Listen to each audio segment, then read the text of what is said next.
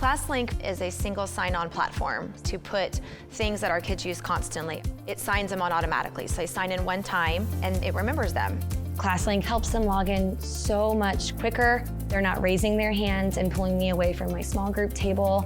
They tell us to go on a website and then I'm like, okay, click, and it's logged in. This just has streamlined the process and they get so much more educational time on the computer. And frees up a lot of time for instruction, not logging onto the computer to learn.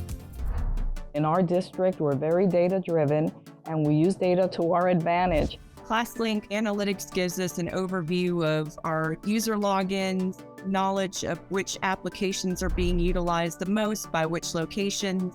It has saved us easily hundreds of thousands of dollars in development time, staff time, and that's all driven by the analytics. Rostering outside of ClassLink is a nightmare compared to doing it inside of ClassLink. With ClassLink, all the rostering, all the authentications in one place. We have our student information system. We send one set of files to ClassLink, and then from ClassLink, it can go to all the different vendors. OneSync works with our student information system. Students, as soon as they're in the system within a few hours, their Google account and their Active Directory account has been created automatically, and the same goes for our staff.